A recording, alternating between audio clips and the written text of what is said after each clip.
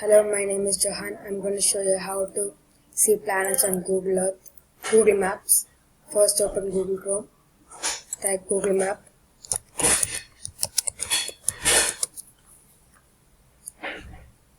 Open it.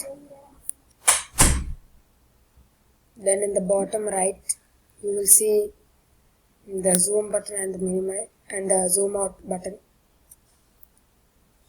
You have to zoom out fully.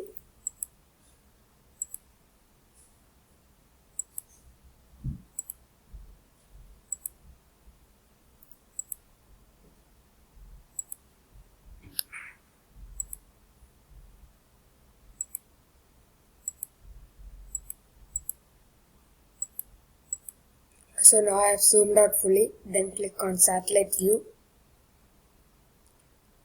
When you click on satellite view, on your left side you will see all the planets and its moons. I hope so you like this video. Please subscribe and share.